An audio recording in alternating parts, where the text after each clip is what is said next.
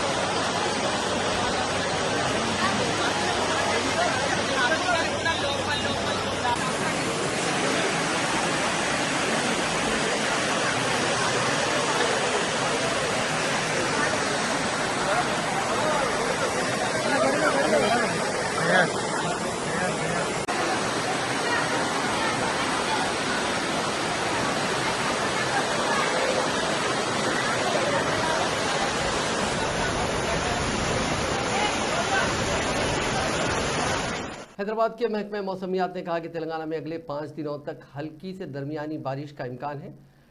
महकमे ने कहा कि कई अजला में मूसलाधार बारिश हो सकती है। मंचिर्याल, भोपालपल्ली, मुलुक, खम्मम, नलगुंडा, सूर्यापेट, भोनगिर, रंगारेड्डी, विखाराबाद, मेदक, वनपर्ती, नारायणपेट और गढ़वाल अजला में जुमेरात को मूसलाधार बारिश हुई। राजन्ना, सिरसिला, पेद्दापल्ली, कोत्तागुडम, महबूबाबाद, सिद्दीपेट, रंगारेड्डी, हैदराबाद, मलकाजगिरी, विखाराबाद, संगारेड्डी, नागर कर्नूल और दीगर अजला में 40 से 50 किलोमीटर फी घंटे की रफ्तार के साथ आंधी चलने की तवक्को है। भोपालपल्ली और दीगर अजला में बारिश होने का इम्कान है। महकमे मौसमियत ने कहा कि 18 से 20 तारीख तक तेलंगाना के कई अजला में हल्की से दरमियानी बारिश का इम्कान है। गरज चमक और तेज़ हवाएं चलने का भी इम्कान है। दरियासना टीएस डीपीएस ने कहा कि गुज़िश्ता 24 घंटों में आदिलाबाद, आसिफाबाद, निज़ामाबाद, निर्मल, मेदक, सूर्यापेट समेत कई मकामात पर हल्की से दरमियानी बारिश रिकॉर्ड की गई। कांग्रेस के सीनियर कायद के महेंद्र रेड्डी ने इल्ज़ाम आयद किया कि बीआरएस अपने सियासी मुस्तक़बिल के लिए वज़ीर आज़म नरेंद्र मोदी के आगे सरेंडर हो गई है। उन्होंने ये भी कहा कि बीआरएस सरबराह चंद्रशेखर राव ने अपनी बेटी कविता को जेल से रिहा करवाने के लिए पार्लिमानी इंतखाबात में बीआरएस के वोट बीजेपी को डलवाए हैं। उन्होंने कहा कि बीआरएस कायदीन ने ही अवाम से बीजेपी को वोट देने की ख्वाहिश की। उनका कहना है कि उनके पास इसके पुख्ता शवाहिद मौजूद हैं। आज गांधी भवन में मीडिया से बात करते हुए महेंद्र रेड्डी ने यह बात बताई। कांग्रेस कायद ने कहा कि साबिक में नरेंद्र मोदी ने खुद कहा था कि केसीआर ने उनसे मुलाकात करते हुए उनके फर्जंद को चीफ मिनिस्टर बनाने की ख्वाहिश की थी। महेंद्र रेड्डी ने यह भी कहा कि इससे अंदाज़ा होता है कि इन दोनों के दरमियान फेविकॉल का मजबूत जोड़ है। కండువానేమో బీఆర్ఎస్ కండువా, ఓటేయమని వాళ్ళు చెప్పింది ఎవరికై అంటే బీజేపీకి. ఎందుకంటే వాళ్ళ చెల్లె కవిత గారు ఇవాళ తిహార్ జైలు నుంచి బయటికి రావాలంటే వాళ్ళు మోడీ గారిని ప్రసన్నం చేసుకోవడానికి అనేకమైన పాటలు పడుతుండ్రు. ఇవాళ అనేకమైన కుప్పిగంతులు వేస్తుండ్రు. ఇవాళ మోడీ దగ్గర మోక్షం పొందడానికి వాళ్ళు చేస్తున్న పాటలకు ఇంత అంత కాదు. ఇవాళ మళ్ళీ పైపెచ్చు ఎవరినో కొట్టి మొగసాలకు ఎక్కినట్టు ఇవాళ కేటీఆర్ గారు ఇటువంటి పిచ్చి ప్రేలాపనం చేస్తున్నారు. ఇవాళ పాపం ఎందుకంటే అధికారం కోల్పోయిన తర్వాత ఇవాళ మతి భ్రమించి వాళ్ళు అనేక సందర్భాల్లో అనేక మాటలు మాట్లాడుతున్నారు. ఇవాళ దాంతోపాటు ఎండాకాలం ఎండలు ఎక్కువైపోయినాయి. నిన్న మొన్న పెద్ద ఆయన తిరిగిండి, బస్సు యాత్రను వేసుకొని తిరిగిండి. ఇవాళ గల్లీలో కుస్తీ, ఢిల్లీలో దోస్తీ. ఎందుకంటే వాళ్ళ దోస్త్ అనేది బాహాటంగా బయటపడ్డది. ఇవాళ అనేక సందర్భాల్లో దేశవ్యాప్తంగా ఏదైతే ప్రెసిడెంట్ ఎలక్షన్ నుంచి మొదలుకుంటే ఉపరాష్ట్రపతి ఎలక్షన్ నుంచి మొదలుకుంటే ప్రతి సందర్భంలో చివరికి రైతు వ్యతిరేక చట్టాలు తీసుకొచ్చినప్పటికి కూడా మద్దతు ఇచ్చింది ఎవరయ్యా అంటే బీఆర్ఎస్ పార్టీ అని చెప్పక తప్పదు. ఇవాళ మేము డమ్మీ అభ్యర్థులం పెట్టినాం, మేము మమ్మీ అభ్యర్థులం పెట్టినాం అని చెప్పి మాట్లాడమంటే దయ్యాలు వేదాలు వల్లించినట్టు. ఇవాళ మోడీ గారే స్వయంగా చెప్పిండ్రు. ఇవాళ కేసీఆర్ గారు వచ్చి कांग्रेस हुकूमत की मुखालिफ किसान पॉलिसियों के खिलाफ जुमेरात को बीआरएस पार्टी की जानिब से रियासत भर के तमाम असम्बली हलकों में एहतजाजी मुजाहरे किए गए। इस प्रोग्राम में बीआरएस पार्टी के अरकान मुकन्नना और कारकुनों के अलावा किसानों की बड़ी तादाद ने शिरकत की। किसानों और बीआरएस कैडर ने रजाकाराना तौर पर एहतजाजी प्रोग्राम में हिस्सा लिया। उन्होंने काले रुमाल पहनकर सरकारी दफातर और सड़कों पर धरना दिया और धान की खरीदारी पर 500 रुपये बोनस देने का मुतालबा किया। हुकूमत की पॉलिसियों के खिलाफ शदीद नारेबाजी की गई। उन्होंने खबरदार किया कि अगर हुकूमत का रवैया ना बदला तो एहतजाज में शिद्दत पैदा की जाएगी। తెలంగాణ రాష్ట్రమంతా కూడా మా కేసీఆర్ గారి పిలుపు మేరకు మేమందరం కూడా నిరసన తెలుపుతున్నాము. ఎందుకంటే తెలంగాణ రాష్ట్రమంతా కూడా రైతులంతా కూడా ఆగం పరిశాన్ అయిపోయారు. కాంగ్రెస్ వచ్చింది, పరిశాన్ అయిపోయారు. రైతులు ఎప్పుడు కూడా ఇంత గోస చూడలేదు. వాళ్ళ జీవితంలో ఇంత గోస ఎప్పుడు చూడలేదు. కాబట్టి రైతుల పక్షాన మేమున్నామని చెప్పి తప్పకుండా వాళ్ళకందరికీ కూడా మేము మద్దతు పలుకుతూ వాళ్ళకంతా కూడా పెద్ద ఎత్తున ఈరోజు నిరసన తెలుపుతున్నాము. ఏది ఏమైనా ఇప్పుడు సన్నోట్లు 500 ఇస్తామన్నారు. వాళ్ళు మేము అడిగినే వాళ్ళు ఏదైతే ఎలక్షన్ల 6 గ్యారంటీలు 13 గ్యారంటీలు 420 గ్యారంటీలు ఏం చెప్పినో అవే మేము ఇంప్లిమెంట్ చేయము. రైతులకు పంట వచ్చింది, కొనే టైం వచ్చింది, వాళ్ళు పంట కొంటలేదు. ఎక్కడ కూడా అకాల వర్షాలు వచ్చి రైతులంతా నష్టపోతున్నారు. రైతులంతా కూడా రోడ్ల మీదనే ఒడ్లుంటున్నాయి, ఒడ్లు కొంటలేరు.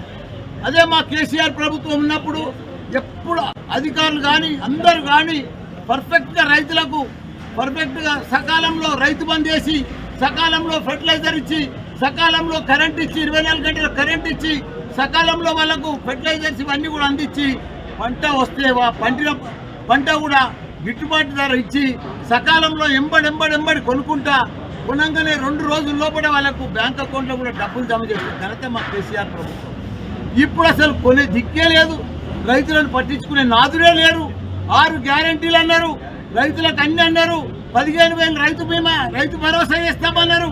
ఆ రైతు భరోసా లేదు, ఫెర్టిలైజర్స్ లేవు, సాగు నీరు లేదు, కరెంటు సరిగా లేదు. పంట పండితే కూడా ఆ పంట పండిన దానికి కూడా बीआरएस अपने काउंसिल के कविता को एक बार फिर उस वक्त मायूसी हुई जब दिल्ली हाईकोर्ट ने उनकी जमानत की दरखास्त की समाअत मुलतवी कर दी। दिल्ली शराब पॉलिसी मामले में ईडी केस में जमानत देने कविता की दरखास्त पर दिल्ली हाईकोर्ट ने समाअत 24 मई तक मुलतवी कर दी है। दरिया असना कविता ने दिल्ली हाईकोर्ट में एक और जमानत की दरखास्त दायर की है। कविता ने सीबीआई केस में जमानत देने के लिए दिल्ली हाईकोर्ट से रुजू किया। मालूम हुआ कि राउस एवेन्यू कोर्ट ने हाल ही में कविता को जमानत देने से इनकार कर दिया था, लेकिन ईडी ने कविता के जुडिशियल रिमांड में इस माह की 20 तारीख तक तौसी का हुक्म जारी किया है। सुप्रीम कोर्ट ने दिल्ली शराब पॉलिसी मामले में अरविंद केजरीवाल को 2 जून को सरेंडर करने की हिदायत दी है। दिल्ली के चीफ मिनिस्टर की गिरफ्तारी को चैलेंज करने वाली दरखास्त पर आज सुप्रीम कोर्ट में समाअत हुई। जस्टिस संजीव खन्ना और जस्टिस दीपांकर दत्ता की बेंच ने कहा कि केजरीवाल को 2 जून को खुद सुपुर्दगी करनी होगी। वाज़ेह है कि आम आदमी पार्टी के चीफ और दिल्ली के चीफ मिनिस्टर अरविंद केजरीवाल को 1 जून तक अबूरी जमानत पर जेल से रिहा किया गया। उन्हें इन्फोर्समेंट डायरेक्टरेट ने 21 मार्च को गिरफ्तार किया था। केजरीवाल ने अपनी गिरफ्तारी को चैलेंज करते हुए अदालत में दरखास्त दाखिल की थी। इस वक्त अरविंद केजरीवाल इंतखाबी मुहिम में हिस्सा लेने के लिए 1 जून तक जमानत पर हैं और 2 जून को उन्हें सरेंडर करना होगा क्योंकि अदालत से उन्हें राहत हासिल नहीं हुई। इंतखाबात के मौके पर भारी रकम की मुंतकली की पुलिस को इतला देने वाले नौजवान ने खुदकशी कर ली। ये वाक़या तेलंगाना के यादाद्री भुवनगिरी जिले के मरीपेड़ा गांव में पेश आया। तफसीलात के मुताबिक कीसरा पुलिस स्टेशन से वाबस्ता constable Shrikant Yadav, arm reserve head constable Krishna ने इस माह की 11 तारीख को बाइक पर जाने वाले 2 नौजवानों साई कुमार और कार्तिक के पास से 25 लाख रुपए की रकम जब्त की। उस रकम में से 6,50,000 रुपए की रकम उन्होंने खुद रख ली और बकिया रकम 18,50,000 रुपए सर्कल इंस्पेक्टर के हवाले कर दिए। मुलजिमीन से पूछगछ के दौरान पता चला कि उनके बैग में 25 लाख रुपए की रकम थी। ताहम 6,50,000 रुपए की रकम दोनों कांस्टेबल्स ने हासिल कर ली, जिस पर आला ओहदेदारों ने कांस्टेबल श्रीकांत और कृष्णा को मुअत्तल कर दिया। आला हुक्काम ने पता चला कि उन कांस्टेबल्स को रकम से मुतालिक इतला किसने दी। जांच में पता चला कि रंजीत नामी नौजवान ने उन कांस्टेबल्स को इस रकम की इतला दी। इस बात की इतला पर पकड़े गए नौजवानों ने रंजीत पर बरहमी का इजहार किया, जिस पर उसने खुदकशी कर ली। ताहम रंजीत की मां ने पुलिस को बताया कि उसके बेटे ने मुलाजिमत ना मिलने पर खुदकशी की। शहर हैदराबाद के मधुरा नगर पुलिस स्टेशन हदूद में रहमत नगर में पालतू कुत्ते के मसले पर 2 खानदानों में हमले के वाक़े में 3 अफराद जख्मी हो गए। पुलिस के मुताबिक मधु का खानदान पोस्टल बैलेट के जरिए अपना वोट डालने जा रहा था कि उनके पालतू कुत्ते ने मुबैना तौर पर हमला करते हुए उसी इलाके में रहने वाले धनंजय के खानदान की एक रुकन को काट लिया। इस वाक़े में दोनों खानदानों के दरमियान हुए झगड़े के बाद पुलिस ने उसी दिन मुकदमा दर्ज कर लिया। इस मामले के सिलसिले में मधु का भाई श्रीनाथ कुत्ते के साथ घूम रहा था। उसे देखते ही धनंजय और दीगर ने लाठियों से श्रीनाथ पर हमला कर दिया। उसे बचाने की कोशिश करने वाली उसकी मां राजेश्वरी और बहन स्वप्ना पर भी हमला किया गया और कुत्ते को भी लाठियों से मारा गया। इत्तला मिलते ही मौके पर पुलिस पहुंची और जख्मियों को इलाज के लिए अस्पताल मुंतकिल किया। कुत्ते को वेटनरी अस्पताल भेजा गया। पुलिस ने ताज़ीरात हिंद की मुख्तलिफ दफात के तहत मामला दर्ज करके जांच शुरू कर दी। इस सिलसिले में 5 अफराद को गिरफ्तार किया गया, जिन्हें 14 दिन की अदालती तहवील में भेज दिया गया। 2 खानदानों में हुए झगड़े के बाद एक शख्स ने 5 अफराद पर कुल्हाड़ी से हमला करते हुए जख्मी कर दिया। मकामी अफराद ने जख्मियों को इलाज के लिए अस्पताल मुंतकिल कर दिया, जिनमें बास की हालत तशवीशनाक बताई जाती है। इस हमलावर की शिनाख्त के तिरुपति के तौर पर की गई है। तफसीलात के मुताबिक तेलंगाना के ज़िले जगतियाल के गुंजा पडुगु गाँव में ये वारदात पेश आई। मकामी अफराद के मुताबिक मुलजिम का झगड़ा पुलिस से किस बात पर हुआ था, जिसके बाद उसको पुलिस स्टेशन मुंतकिल किया गया था और उसके खिलाफ कार्रवाई की गई थी। पुलिस ने बाद मुखालिफिन पर इसका शुबा जाहिर करते हुए उनसे झगड़ा किया और उन पर हमला करके जख्मी कर दिया। इस वाक़े के सबब गांव में कशीदगी फैल गई।